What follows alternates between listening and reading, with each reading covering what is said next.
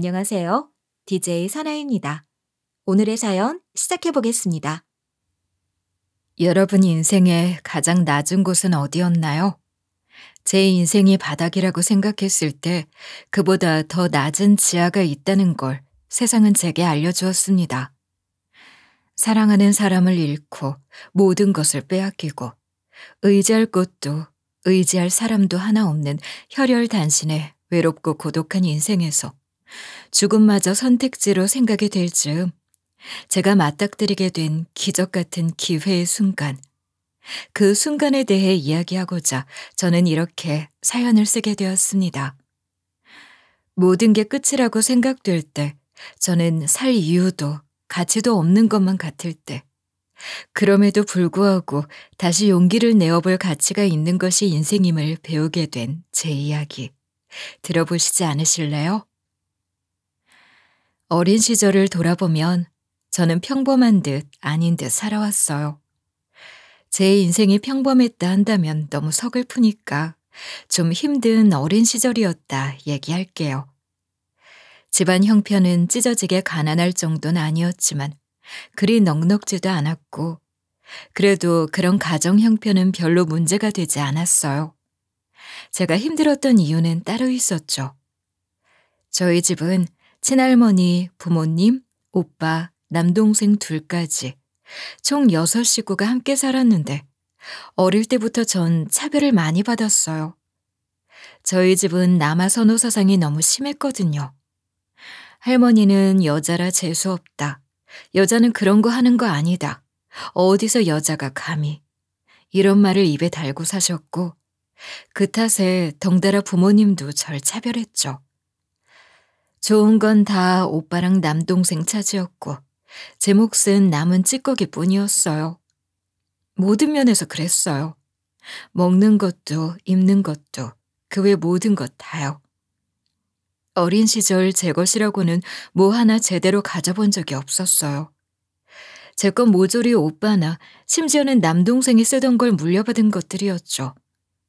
저한테는 새 걸 사주기가 그렇게도 아까웠던 건지. 지금도 기억나는 황당한 일이 있어요.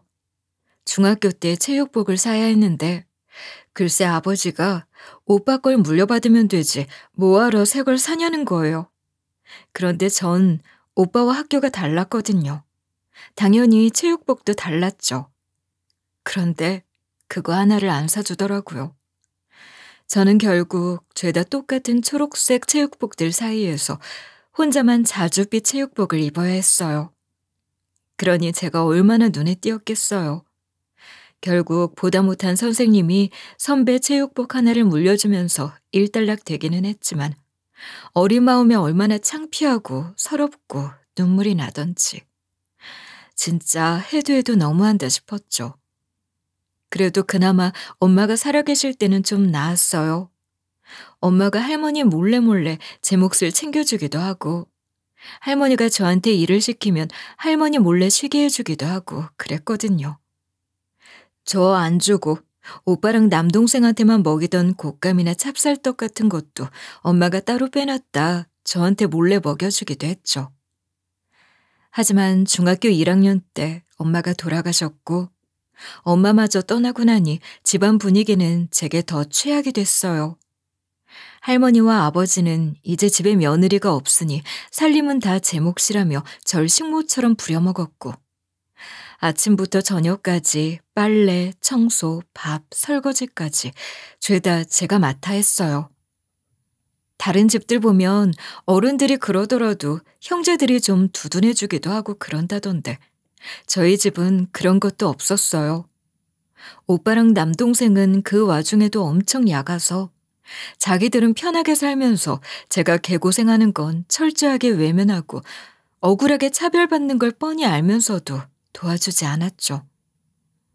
보고 배운 게 그래서 그런지 오히려 여자가 집안일 하는 게 당연하지 라면서 중학생짜리인 제가 그렇게 사는 걸 당연하게 생각했어요. 아버지는 가끔 손님이라도 오면 우리 딸내미가 엄마 없이 집안일 도맡아서 다 한다며 자랑스럽게 말하는 사람이었으니 뭐 그에 비해 그 아들이었던 거죠. 그런 집에서 전 어떻게든 버텼어요. 제가 공부에는 큰 재능이 없었지만 손재주는 제법 있었거든요. 가지지 못한 걸 탐하다 보니 그쪽으로 관심이 쏠린 건지 옷이나 원단 같은 걸 보는 감각도 좀 있었고요. 그래서 고등학교 졸업하자마자 바로 옷 만드는 공장에 취직했어요. 일단은 어떻게든 고향을 벗어나고 가족들에게서 달아나려고 저는 정말 악착같이 일했어요. 잔업, 야근 가리지 않고 몇 년 동안 돈을 모았고 결국 집에서 도망치듯 서울로 올라왔어요. 서울에 올라와서는 작은 패션 회사에 입사했어요. 거기서 일하면서 다행히 좋은 분을 만나게 됐어요. 저희 대표님이었죠. 대표님은 산전수전을 다 겪고 자수성가한 분이었는데 절 참 좋게 봐주셨어요. 의류 디자인 하면 되게 우아하고 고상한 일처럼 보이죠? 그런 헛꿈에 취해서 오는 젊은 사람들이 많아요. 그러다 전부 나가 떨어지죠. 사실 이거 완전 노가다거든. 근데 정일 씨는 고생을 많이 해봐서 그런가? 그런 게 몸에 익어 있는 사람이라 마음에 들어. 손도 빠르고 감각도 좋고. 대표님한테 배운 덕분이죠. 감사합니다. 어찌 보면 저의 인생에서 처음으로 제 재능을 인정해주고 있는 그대로 좋게 봐주고 칭찬해준 분이었던 것 같아요. 제겐 정말 은인이었죠. 그 덕분에 승진도 빠르게 하고 일도 많이 배웠어요. 진짜 감사한 분이었죠. 그러다 대표님이 하루는 저한테 자기 조카를 소개해주고 싶다는 거예요. 내 조카라서 하는 말이 아니라 진짜 성실하고 성품도 괜찮은 애야. 정희 씨랑 잘 어울릴 것 같아. 사실 그 녀석 부모가 두 사람 다 사고로 돌아가셔서 안 계신데 그게 너무 걸리지만 않는다면 한번 만나보지 않겠어? 저는 부모가 안 계신 건 아무 상관없다고 전혀 문제가 되지 않는다고 했고 그렇게 해서 소개받아 만난 게 바로 남편이었어요. 남편은 작은 사업체를 운영하는 사람이었는데 대표님 말대로 참 성실하고 반듯하고 인간성이 좋고 따뜻한 사람이었어요. 무엇보다 가부장적인 데가 하나도 없는 서울 남자였거든요.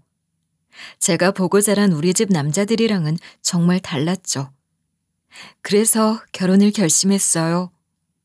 신혼집은 9평짜리 낡은 빌라에서 시작했지만 저희는 정말 열심히 살았어요.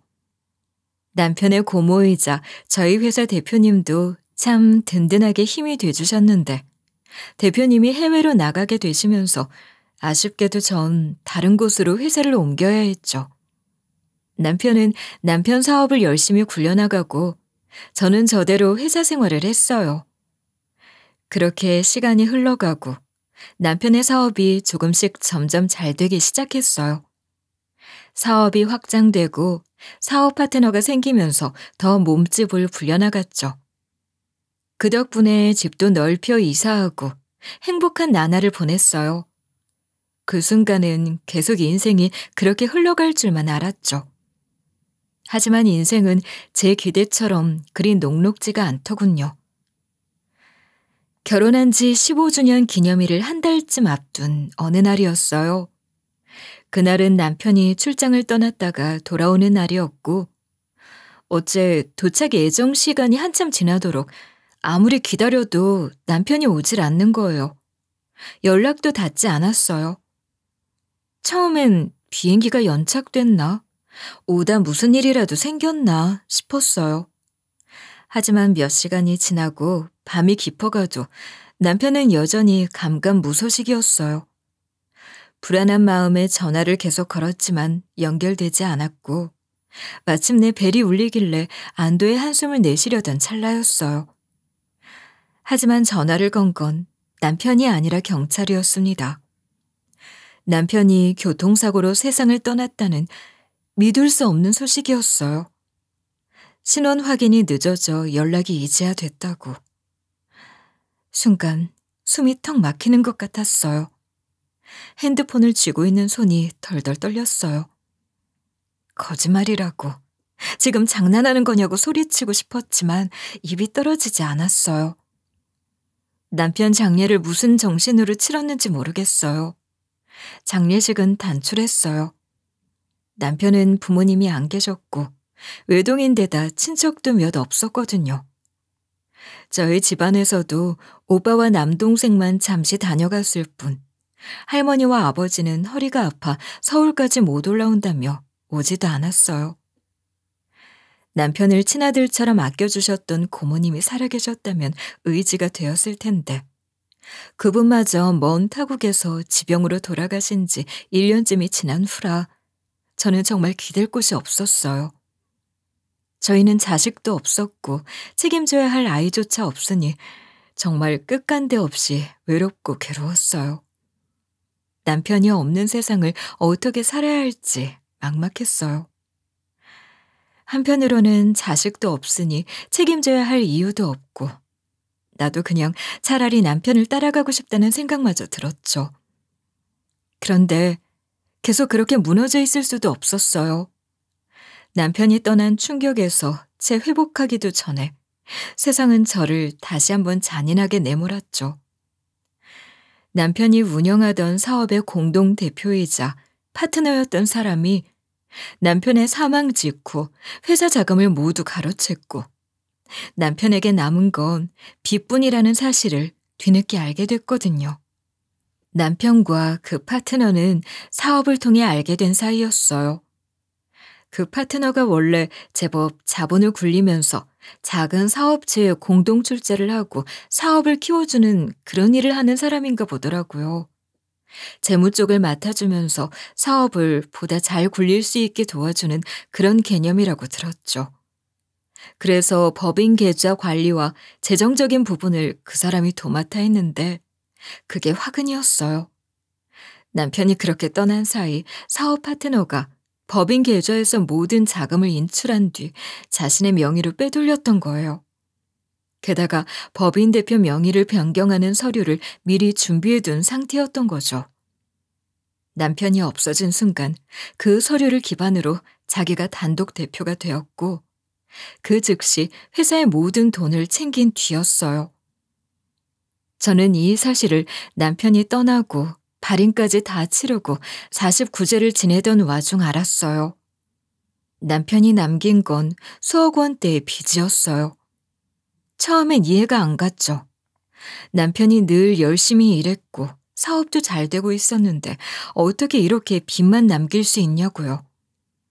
변호사를 찾아가 상담을 받아보니 답이 나오더라고요. 남편은 사업 파트너의 권유로 대출을 받아 회사를 키워왔고 대표 명의로 각종 대출과 계약을 진행했어요. 회사가 성장하면서 빚을 갚아나가긴 했지만 여전히 상환 중인 대출이 있었어요. 그런데 남편이 사망하면서 그 대출 상환 의무가 제게 모조리 넘어온 거죠. 공동대표였던 파트너는 이미 법적 책임을 회피할 방법을 다 마련해둔 상태였고요. 여기저기 찾아가 따져도 봤죠. 이런 일이 말이 되냐고. 하지만 법적으로는 이미 손을 써둔 상태라 어떻게 할 수 있는 방법이 없는 거예요. 정말 숨이 턱 막히더군요. 저는 그 사람을 찾아갔어요. 그가 있던 사무실로 무작정 찾아가 문을 두드렸어요.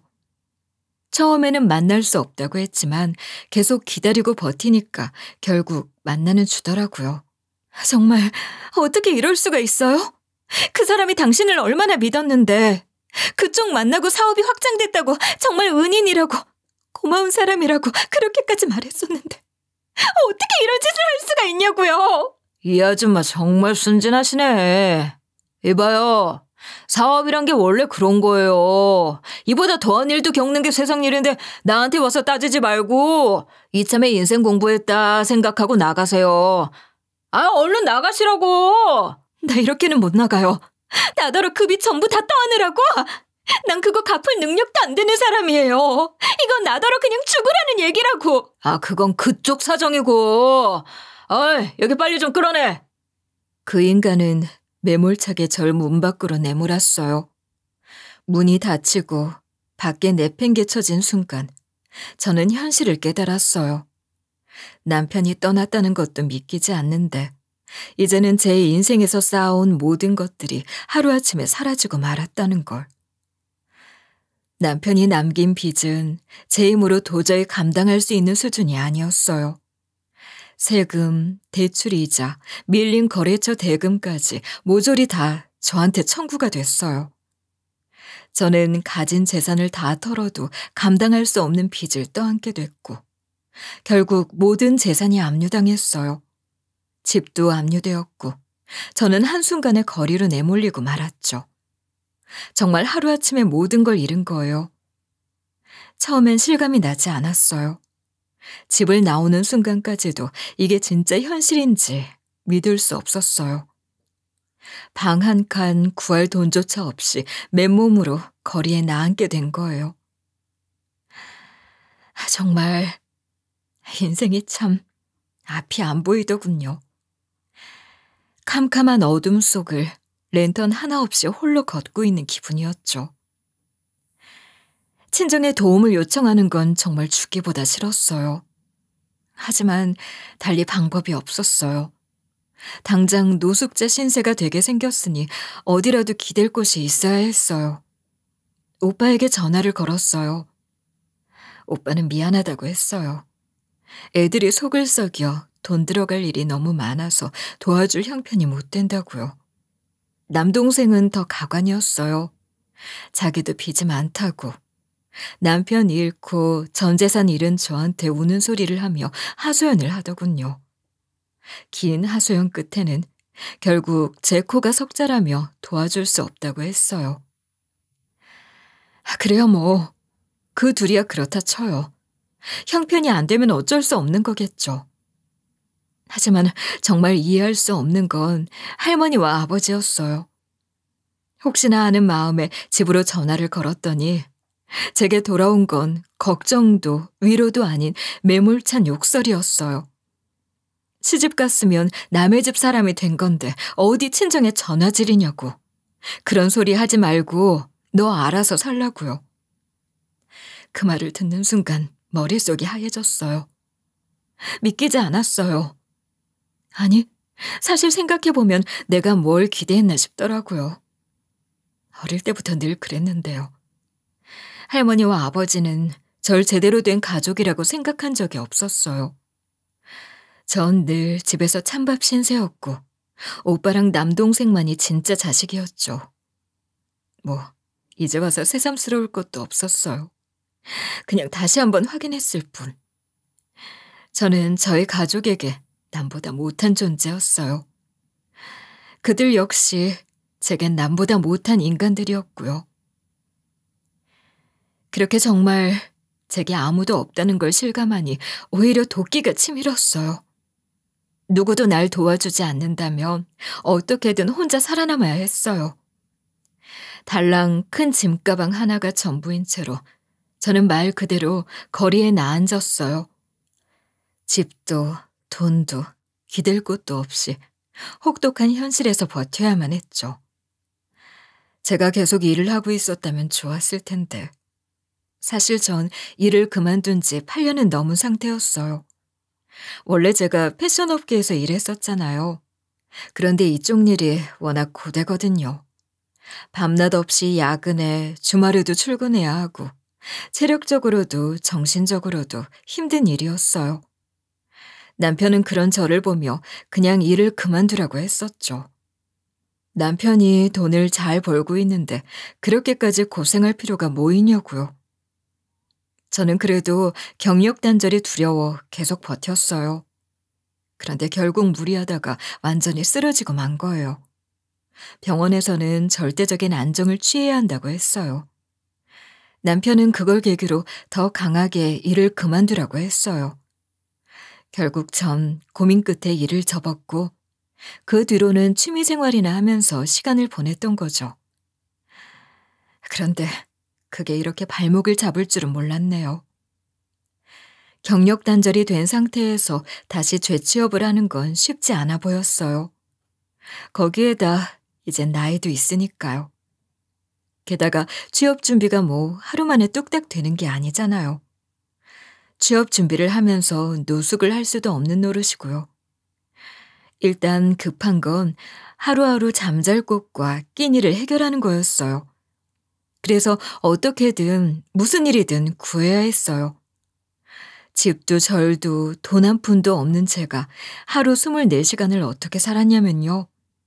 우선 밤에는 목욕탕 청소 일을 했어요. 청소가 끝나면 아침 7시가 돼요. 그러면 전단지를 돌렸어요. 전단지를 돌리다 보면 오전 11시가 돼요. 그럼 그때부터 오후 4시까지 PC방에서 쪽잠을 잤어요. 찜질방은 돈이 너무 많이 들었거든요. 그런데 PC방은 시간당 900원인 곳이 있었어요. 5시간을 자면 4,500원인 거죠.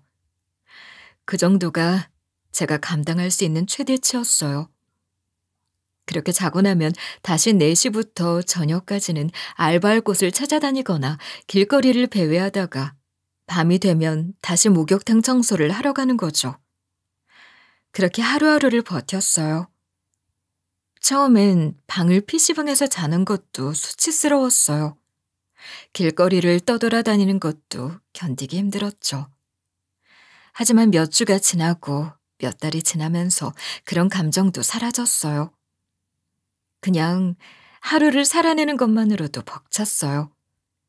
그렇게 거의 반년을 넘게 살았어요. 그동안 번 돈은 대부분 빚 갚는 데 들어갔어요. 하지만 어떻게든 조금씩 저축을 하다 보니 보증금 300만 원 정도는 모을 수 있었어요. 그 돈으로 고시원을 얻었고 겨우 몸을 누일 방 한 칸이 생겼어요. 하지만 여전히 생활은 변한 게 없었어요. 잠만 고시원에서 자고 나머지는 계속 일을 했어요. 식사는 무료급식소나 절, 교회 같은 곳을 찾아다니며 해결했어요. 그렇게 정말 이제 하루하루를 버텼어요. 살아가는 게 아니라 꾸역꾸역 살아내는 삶이었어요. 이런 삶이 무슨 의미가 있나 싶었어요. 끝이 보이지 않는 어두운 터널 속을 걷고 있는 듯 했죠. 언제 어둠이 끝날지도 모르는 너무나 긴 터널 속 같았어요. 그러던 어느 날이었어요. 무료 급식소에서 식사를 마친 후 공원 벤치에 앉아 간만에 햇볕을 쬐고 있었죠. 아무 생각 없이 멍하니 앉아 있는데 갑자기 검은색 벤치 한 대가 제 앞에 멈춰 섰어요. 순간 가슴이 철렁 내려앉았어요. 혹시 빚쟁인가? 사채업자들인가? 이런 차를 타고 날 찾아온다는 건 분명 좋은 일은 아닐 거라는 생각이 들었어요. 도망가야 하나? 별별 생각이 다 들었어요. 그때 운전석에서 한 남자가 내리더니 조심스레 다가와 말을 걸더라고요. 제 이름을 물으며 노정희 씨 맞으시죠? 이러는데 그 순간 등골이 오싹해졌어요. 두려움에 떨며 고개를 끄덕이는데 그때 열린 창틈으로 남자가 차 안에 대고 말했어요. 회장님, 드디어 찾았습니다. 내리시죠. 그 말을 듣자마자 더 혼란스러워졌어요. 이게 대체 무슨 상황인가 싶었어요. 그런데 곧이어 차 뒷문이 열리더니 웬 귀부인처럼 보이는 한 여자분이 내리더라고요. 단정하게 빗어올린 머리에 고급스러운 옷차림까지. 누가 봐도 그냥 평범한 사람은 아니었어요. 그 여자는 저를 보자마자 눈물을 글썽이며 드디어 찾았다고 중얼거렸어요. 전 더 멍해졌어요. 이 사람이 누구길래 날 찾았다는 건지. 아무리 기억을 더듬어 봐도 어디서 본 적이 없는 얼굴이었어요. 대체 이게 무슨 상황인지 이해할 수 없었죠.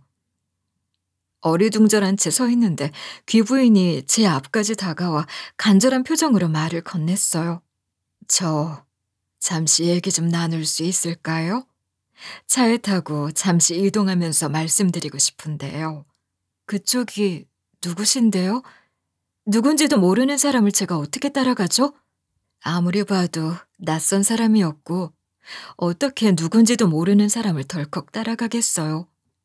제가 경계하며 묻자 그 사람은 결례를 범했다는 듯이 깍듯한 태도로 고개를 숙이더니 조용히 말했어요. 제 소개가 늦었군요. 죄송합니다. 저는 윤종찬 엄마 되는 사람입니다. 그 말을 듣는 순간 온몸에 소름이 쫙 돋았어요. 윤종찬, 그 이름은 절대 잊을 수 없었어요. 바로 제 남편의 사업 파트너였거든요. 네, 남편이 죽은 후 회사 자금을 모두 가로채고 저를 빚더미에 앉힌 장본인 말이에요. 제가 모든 걸 잃고 거리로 내몰린 원흉. 저는 순간적으로 온몸이 굳었어요. 곧바로 경계태세로 돌입했죠. 그 사람 엄마가 날 왜 찾냐고, 무슨 꿍꿍이로 날 찾아온 거냐고 쏘아붙였더니 귀부인은 제 말에 고개를 떨구며 눈물을 훔쳤어요. 그리고 갑자기 제 앞에서 허리를 90도로 숙이며 정중히 사과를 하는 거예요. 제 아들이 잘못한 거 제가 다 갚겠습니다. 정희 씨에게 지게 한 빚들 모두 갚고 다시 다 되찾을 수 있게 돌려드리겠습니다. 제가 꼭 책임지겠습니다. 그래서 이렇게 찾아온 겁니다. 제 아들이 지은 죄를 저라도 대신 속죄하려고요. 순간 머리가 하얘졌어요. 뭐라고? 나에게 지게 한 빚을 갚겠다고? 모든 걸 되찾게 해주겠다고? 말도 안 되는 얘기였어요. 너무 놀라서 뭐라고 대답해야 할지 모르겠더라고요. 그 귀부인의 눈물 맺힌 눈을 보니 거짓말 같진 않았어요. 적어도 진심으로 미안해하는 것처럼 보였어요. 하지만 쉽게 믿을 순 없었죠. 귀부인은 침착한 목소리로 여기서 자세한 이야기를 나누긴 어려울 것 같으니 잠시 이동해서 말씀드릴 수 있겠냐고 제안했고, 저는 여전히 경계심이 남아있었지만 솔직히 저로선 어차피 잃을 것도 없는 상황이잖아요. 더군다나 윤종찬의 엄마라면 분명 뭔가 중요한 이야기가 있을 거란 생각이 들었어요. 결국 전 그 차에 올랐어요. 저 사람 생각이 뭔지는 저로서는 알 수 없었고 그 말을 전적으로 믿은 것도 아니었지만 저는 잃을 게 없는 상황이었어요. 대체 뭘 어떻게 하겠다는 건지 드러나 보자는 생각이 들었어요. 그가 말하는 책임이 무엇인지 확인하고 싶었죠. 차를 달려가는 동안 묻고 싶은 말은 많았지만 일단 말없이 따라가 보기로 했어요. 차 안은 조용했어요. 창밖으로 지나가는 풍경을 보면서도 머릿속은 복잡했어요. 이 사람이 대체 어떤 사람인지, 왜 저를 도우려 하는 건지 계속 생각했어요. 하지만 마땅한 결론이 나지 않았어요. 잠시 뒤 도착한 집은 엄청나게 크고 좋은, 거의 TV 드라마에서나 보던 으리으리한 대저택이었어요. 집 앞 정원도 어마어마하게 넓었고 대문에서 본체까지 거리가 꽤 있었어요. 저런 집에서 산다는 건 어떤 기분일까 싶었어요. 그동안 이런 집을 실제로 본 적이 없어서인지 감이 잘 안 잡혔어요. 집안 곳곳에는 고급스러운 가구와 예술품들이 가득했고 무슨 박물관에 와 있는 느낌이었죠. 뭐라는 사람이길래 이런 집에 사는 걸까? 이런 사람들은 뭘 먹고 살까? 이런 생각을 하며 집에 들어섰어요. 잠시 뒤, 그 여자는 저에게 차를 한 잔 내주며 이야기하기 시작했어요. 아까는 미처 다 설명하지 못했다면서 자신을 소개했어요. 저는 정금자라고 해요. 원단 무역회사를 운영하고 있는 사람이고 정희 씨 남편의 사업 파트너였던 윤종찬의 엄마이기도 하죠. 아까 한 그 말 진심인가요? 아들 잘못을 대신 갚아주겠다는 말. 솔직히 믿기지가 않아서요. 이런 집에 사시면서 또 회장씩이나 되신다는 분이 왜 굳이 저 같은 사람에게. 모두 진심이에요. 더 일찍 이렇게 했었어야 하는데 내가 그동안 눈을 감고 살았어요. 이제라도 모든 걸 바로잡고 싶어요. 저한테 왜 이런 걸 해주시려는 건데요? 엄마라면 아들이 지은 죄를 덮어주고 싶을 텐데 왜 굳이 절 찾아내신 건지, 절 돕겠다는 이유는 뭔지, 그걸 알아야 저도 회장님을 믿을지 말지 결정할 수가 있죠. 회장은 한숨을 내쉬더니 자신이 그런 결심을 하게 된 이유를 설명하기 시작했습니다. 그 아이는 정말 어렵게 얻은 자식이었어요. 결혼 후 여러 번 유산을 거듭하다가 간신히 얻은 귀한 아이였고, 그래서 어릴 때부터 정말 애지중지하며 키웠죠. 애가 조금 엇나가도 이해하고 말썽을 부려도 품어주고 무슨 일이 있어도 감싸기만 하면서, 그게 잘못된 교육인 줄도 모르고 그렇게 키웠던 거예요. 결국 제 손으로 애를 망쳐놓은 줄도 모르고, 제가 당한 일 말고도 다른 일이 더 있었다는 말처럼 들리네요. 그 아이는 어릴 때부터 계산이 빠르고 약삭 빠른 면이 있었어요. 제 아버지도 사업가, 엄마도 사업가, 장사꾼들 밑에 자라서 그런가 했었죠. 어릴 때는 그냥 좀 빠릿빠릿하고 머리가 좋다고만 생각했는데, 크면서 점점 그런 기질이 더 심해지더군요. 더 심해졌다면 어떤 시기였던 거죠? 자기 사업을 시작하면서부턴 법에 안 걸릴 정도로 나쁜 짓을 하기 시작하더니 나중에는 법망을 요리조리 피해가면서 돈을 풀려나가더군요. 그 녀석이 벌려놓은 사업이 많았어요. 그만큼 그 녀석에게 당한 사람들도 많았죠. 직원들을 인간 대우조차 해주지 않고 산재를 당한 직원들을 그냥 내쫓기도 하고, 회장은 고개를 절레절레 내줬더니 자신은 아들의 그런 모습을 보며 섬뜩함마저 느꼈다고 했어요. 하지만 그때는 이미 머리가 굵어질 대로 굵어진 이후라 어찌할 도리가 없었다고요. 회장은 계속 말을 이어갔어요. 심지어는 이제 도를 넘어서 엄마인 자기한테까지 돈을 내놓으라고 겁박하고 있다고 하더군요. 제 아버지가 살아있을 때는 그나마 눈치라도 보더니 남편이 죽고 나서 자신만 남으니 이제는 그런 눈치조차 보지 않는다고 말이죠. 전 지금 제 아들에게 목숨의 위협까지 느끼는 중이에요. 이제 더는 이렇게 내버려둘 수 없다고 생각했어요. 그래서 아들에게 피해를 본 사람들을 찾아다니는 중입니다. 이 죄를 갚아야 제가 죽어서라도 지옥은 안 가겠다는 생각에 시작한 일이에요. 회장은 그놈을 감옥에 보내고 이 고리를 끊어야 한다고 했어요. 그래야 더 큰 죄를 짓지 않게 막을 수 있다고. 그게 자신의 마지막 사명이라고 하더군요. 회장의 말 한마디 한마디에서 진심이 느껴졌어요. 분노도, 화도, 죄책감과 미안함도 모두 느껴지는 말이었어요. 저는 그의 말을 믿어보기로 했어요. 회장은 그동안 자기 아들이 제 남편과 저에게 저지른 잘못을 조사했고, 놈의 불법 행위에 대한 증거를 모아놓았다면서 서류철을 건네더군요. 이 자료들은 모두 변호사를 통해 법적으로 조치를 취하려고 준비해둔 거예요. 정혜 씨가 원한다면 법의 심판을 받을 수 있게 하겠습니다.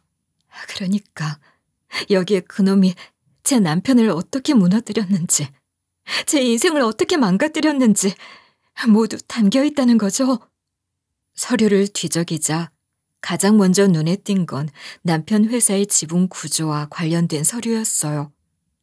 놈은 처음에 단순한 투자자로 들어와 경영에는 관여하지 않겠다고 했지만 이후 꾸준히 지분을 늘려가면서 회사 운영에 개입하기 시작했더군요. 어느 순간에는 주요 의사결정권을 쥐고 있었고, 남편이 모르는 사이 회사의 핵심 자산을 담보로 대출을 받아 사적으로 유용했어요. 대출금의 상당 부분이 놈의 개인 계좌로 빠져나간 내역도 있었죠. 남편이 그 사실을 알았을 땐 이미 돌이킬 수 없는 상황이었어요.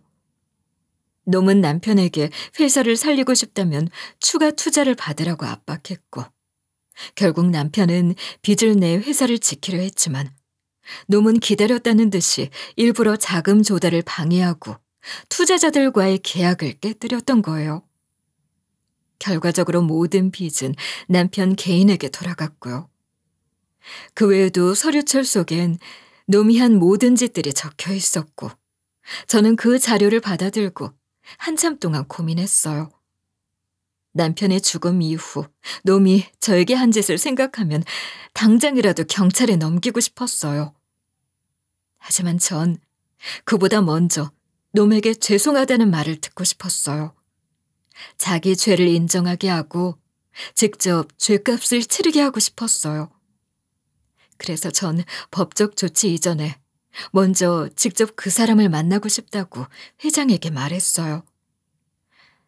회장은 처음엔 절 만류했어요.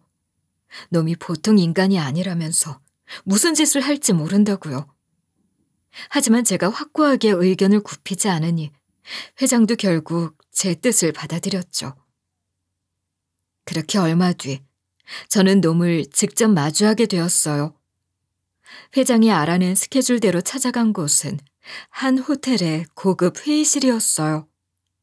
놈이 중요한 바이어들과 미팅을 하는 자리라고 했죠. 국내뿐만 아니라 해외 투자자들도 참석한 자리였고 분위기는 꽤 격식 있어 보였어요. 놈은 여유롭게 웃으며 사람들과 인사를 나누고 있었어요. 자신감 넘치는 태도였고 그 자리에 참석한 사람들도 놈을 대단한 기업가처럼 대하고 있었어요. 제 남편의 몫을 다 빼앗아가서는 어찌나 잘 먹고 잘 사는지 얼굴에 기름이 좌울좌울 흐르더라고요. 제가 그 앞에 나타나자 놈은 얼굴이 확 굳더군요. 처음엔 절 보고도 모른 척 하려는 듯 했어요. 하지만 제 시선을 피하지 못하고 결국 제 앞까지 걸어왔어요. 그러더니 뻔뻔하게 굴기 시작했어요. 아주 잘 먹고 잘 자고 잘도 사셨나 봐요. 기름기가 잘잘 흐르시네. 에이, 참. 그쪽이 여기가 어디라고 나타났어? 겁대가리 없이. 나한테 도대체 뭘 원하는 건데, 어? 놈은 마치 절 상대할 가치도 없다는 듯이 행동하더군요. 제 눈을 똑바로 보지도 않았고 저를 위아래로 훑어보면서 한심하다는 듯이 피식 웃는 거예요. 난 계속해서 현재를 살고 미래를 생각하는 중인데 그쪽은 여전히 과거에 얽매여 사나 봐. 그렇게 과거에만 매달려 살면 사람이 비참해지는 거예요. 이제 그만 좀 놓아줘야 하지 않겠어요? 보기가 너무 안쓰럽네.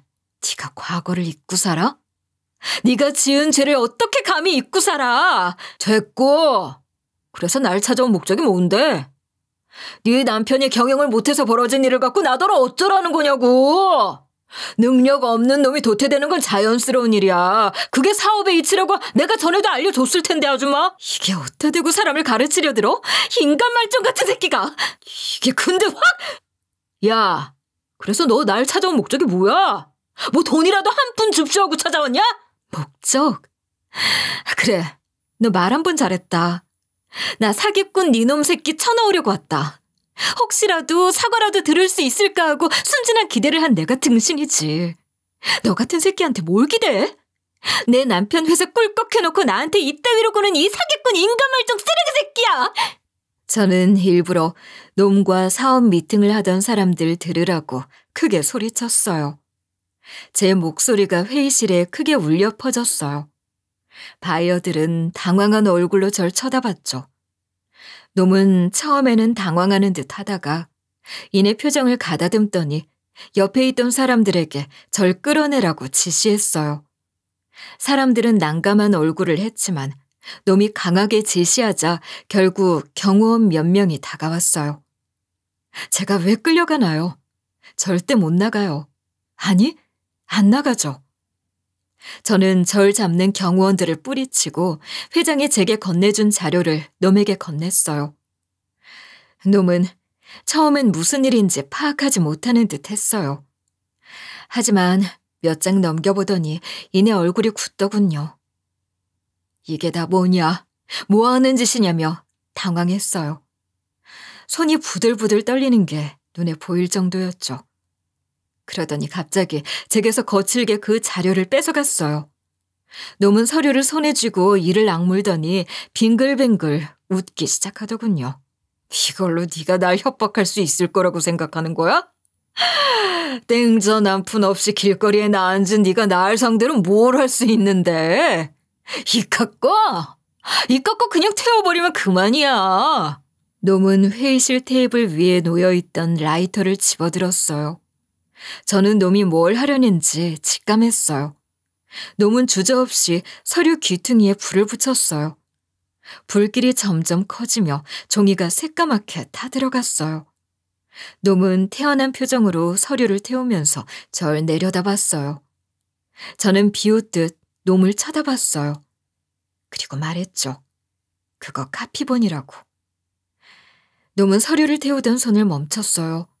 하지만 곧 다시 태연한 척 웃으며 그런 허접한 수작으로 날 흔들 수 있을 것 같냐고 말하는 놈에게 전 한 걸음 더 다가갔어요. 그리고 똑바로 쳐다보며 말했죠. 그거 하나 태운다고 네 잘못이 없어질 것 같냐고. 그리고 나 더 이상 혼자가 아니라고. 놈은 눈썹을 찡그리며 절 노려봤어요. 그러더니 낮게 읊조리듯 말했어요. 그럼 대체 누가 있는 거냐고 물었죠. 그리고 그때 놈의 질문에 답하듯 회장님이 회의실 문을 열고 들어왔어요. 회장은 한 손에 또 다른 서류철을 들고 있었어요. 놈은 그제야 본능적으로 사태를 감지한 듯 했어요.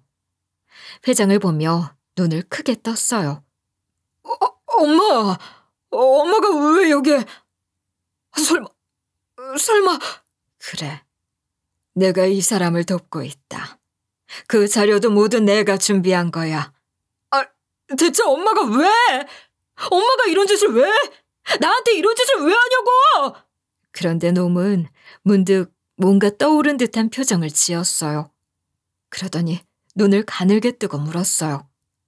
혹시 예전 회사 직원 산재 소송 다시 제기하게 도와준 것도 엄마냐고요. 회장은 잠시 놈을 바라봤어요. 그리고 담담하게 그래 나야 하고 대답했죠. 놈은 회장의 말을 듣고 순간 말문이 막힌 듯 했어요.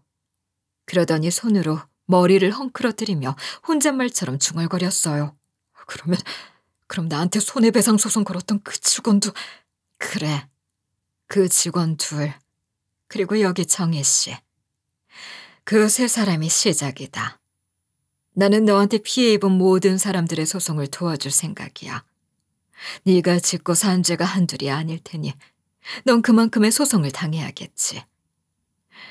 네 엄마로서 마지막 자비를 베풀자면 부디 네가 지은 죄가 너무 크지 않기만을 바란다. 놈은 그제야 사태를 완전히 파악한 듯 했어요. 얼굴이 새하얗게 질렸어요. 그리고 갑자기 주저앉았어요. 처음에는 주먹을 쥐고 이를 악물더니 이내 얼굴을 감싸쥐고 떨기 시작했어요. 그러더니 믿을 수 없다는 듯 중얼거리기 시작했어요. 그러고는 갑자기 무릎을 꿇고 두 손을 모았어요. 눈물이 그렁그렁 맺힌 얼굴로 회장을 바라봤어요. 엄마, 제발. 엄마가 어떻게 나한테 이럴 수가 있어? 나 엄마 아들이야. 아무리 그래도 그렇지 이건 아니잖아. 진작에 이렇게 했어야 했지. 내가 널 잘못 키웠으니 이제라도 이렇게 하는 거다. 내가 널 잘못 키웠다. 첫 단추를 잘못 끼웠으니 그 옷을 자르든 태우든 그 마무리도 내가 해야겠지. 단추를 다시 제대로 끼우기엔 이미 너무 멀리 온 것 같으니 말이야. 놈은 울먹이면서 회장의 손을 붙잡으려 했어요.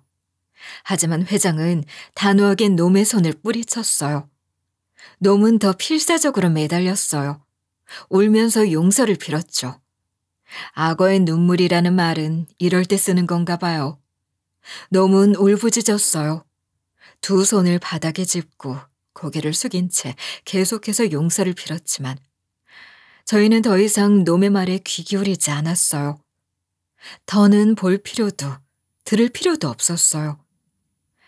저는 회장과 함께 회의실을 박차고 나섰습니다.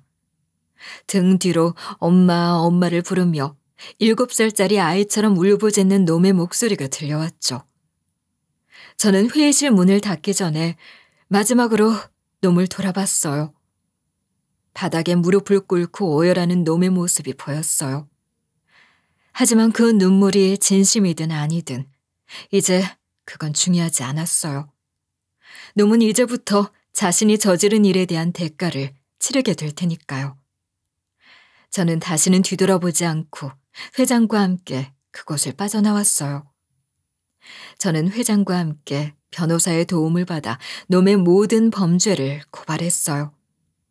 놈이 저지른 일들을 하나하나 법적으로 따져가며 대응했어요. 놈은 남편이 운영하던 회사의 지분을 불법적인 방법으로 가로챘어요. 처음에는 투자 명목으로 접근했지만 실질적으로는 계약서 내용을 조작해 남편이 회사에 대한 권한을 행사하지 못하게 만들었어요. 남편이 사망한 후에는 회사의 남은 자산을 개인 계좌로 빼돌리고 허위 장부를 만들어 세금을 탈루했어요.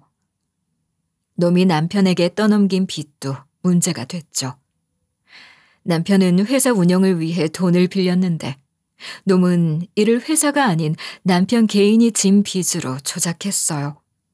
서류를 위조해 모든 채무를 남편에게 떠넘긴 거죠. 놈은 그 돈으로 고급 아파트를 사고 외제차를 굴리고 사치스러운 생활을 했어요. 회사 공금으로 명품을 사고 해외여행을 다닌 내역도 드러났어요. 변호사는 놈이 저지른 횡령, 배임, 사기 혐의를 조목조목 정리했어요.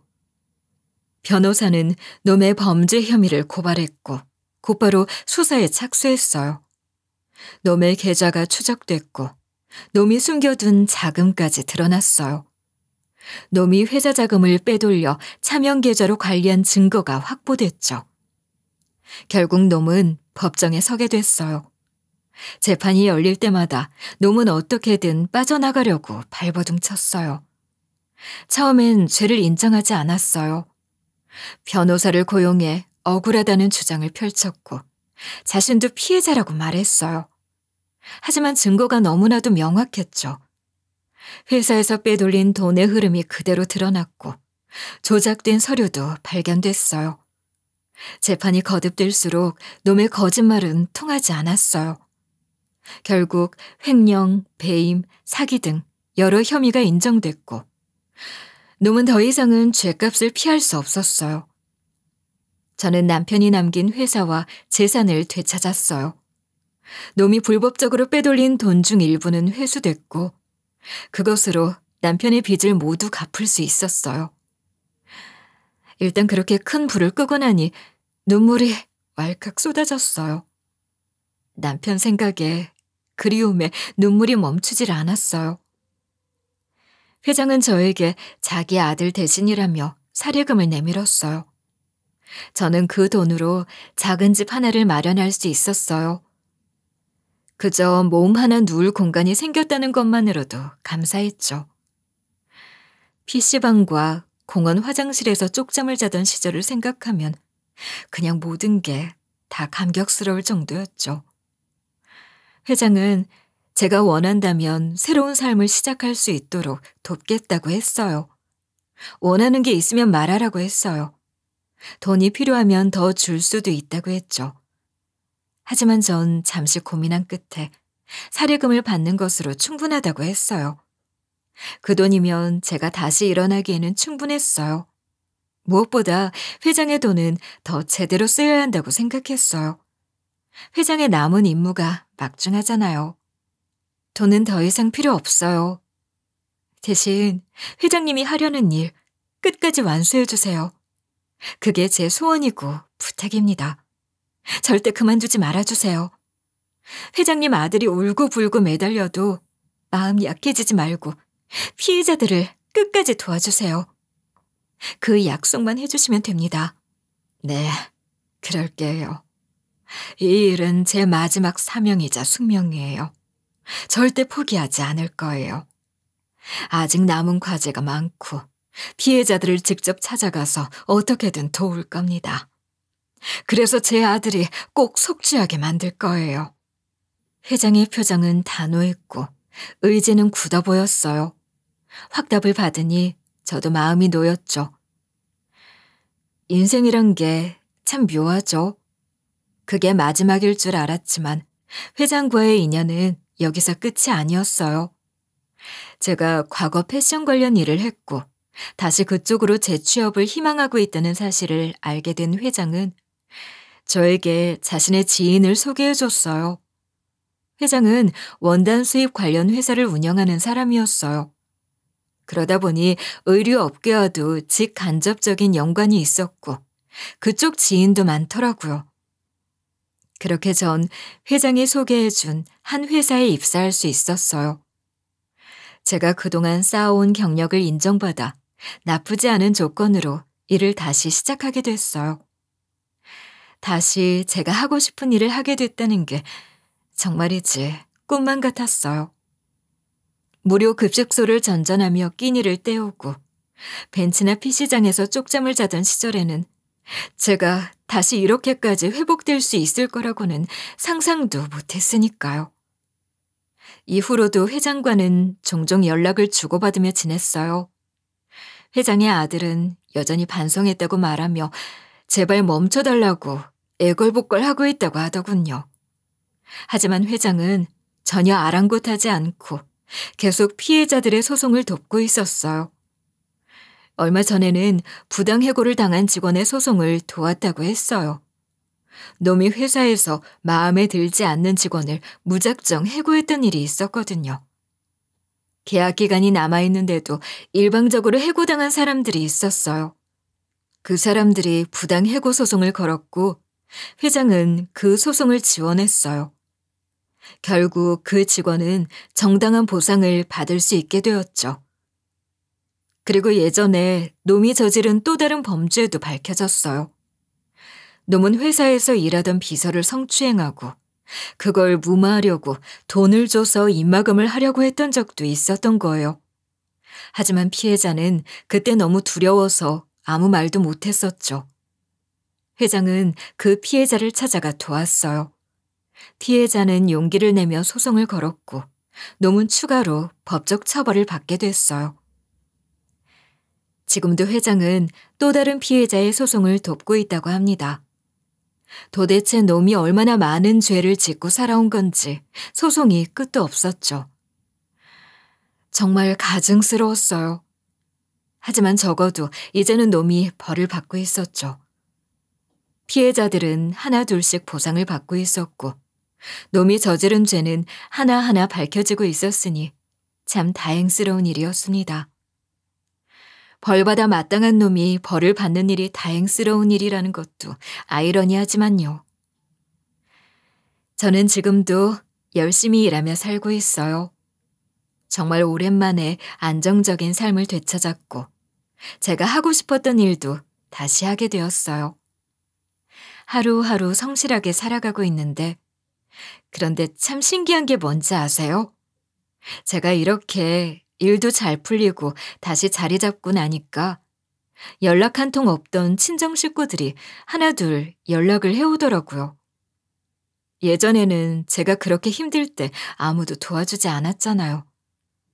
남편이 떠나고 길바닥에 나앉았을 때 하루 한 끼 먹기도 힘들었던 그때는 모두가 절 외면했죠. 생전 처음 보는 사람들도 도와주려는 사람이 있는가 하면 오히려 친정에서는 절 손가락질했고 절 가족으로 여기지도 않았어요. 그랬던 사람들이 이제 와서 연락하는 걸 보니 인간 참 간사하다 싶더군요. 저는 친정과는 두 번 다시 엮이지 않기로 했어요. 할머니가 돌아가셨을 때 마지막으로 얼굴 한번 비췄고 그 이후로는 완전히 연락을 끊었어요. 그렇게 절연하고 나니 오히려 마음이 더 편해졌어요. 저를 힘들게 했던 사람들과는 이제 아무런 관계도 없다는 게 속이 시원했죠. 그렇게 다시 세월이 흘러 이제 곧 제 나이도 50을 바라보네요. 지난 제 인생을 돌아보면 참 너무 다사다난했고 고생도 지지리도 많이 했다 싶어요. 남들이 한 번 겪을까 말까 한 일을 저는 몇 번씩이나 겪었고 하루하루 버티는 것조차 힘들 때가 많았어요. 그래도 여기까지 버텨왔다는 게 정말 기적 같다는 생각이 들어요. 지금도 전 남편이 그립고 한편으로는 원망스럽기도 해요. 왜 절 두고 그렇게 가버렸는지, 왜 저 혼자 남겨졌어야 했는지, 아직도 그때를 생각하면 가슴이 먹먹해져요. 남편이 떠나고 나서 전 너무 많은 일을 겪어야 했고 너무 큰 상처를 받았으니까요. 하지만 이렇게 결국 모든 일이 풀리고 전 다시 일어설 수 있었어요. 어쩌면 이 모든 게 남편이 하늘에서 절 도와주고 있었던 게 아닐까 그런 생각도 들어요. 저를 너무 안쓰러워하고 제게 미안한 마음이 들어서 절 위해 기적 같은 일들을 만들어준 게 아닐까 그렇게 믿고 싶어요. 참 다사다난한 인생이었고 인생을 모두 등져버리고 싶을 정도로 힘든 일들이 많았지만 그래도 끝내 죽지 않고 살아있기를 버텨내기를 참 잘했다고 지금은 생각하고 있어요. 인생이라는 게 참 묘해요. 거기가 정말 바닥인 것 같다가도 더 바닥이 있기도 한 게 인생이지만 또 반대로 영원히 그 어둠이 끝나지 않을 것 같다가도 어느 순간 기적처럼 빛이 들기도 하는 게 그 또한 인생이라는 걸 전 쉰이 가까운 나이에 깨닫게 되었네요. 이제 힘들었던 과거는 모두 뒤로 하고 저는 제 삶을 살아가려고 해요. 더 이상 누구에게도 휘둘리지 않으면서 오직 저 자신을 위해 살아가려고요. 앞으로 남은 시간은 절 위해 쓰고 싶어요. 남편도 하늘에서 절 보면서 이제는 좀 행복하라고, 이제는 좀 웃으라고 해줄 것 같거든요. 이 사연을 듣고 계신 여러분도 부디 어떤 어려움 속에서도 자신을 지킬 수 있길 바라며 제 이야기를 끝까지 들어주셔서 정말 감사합니다.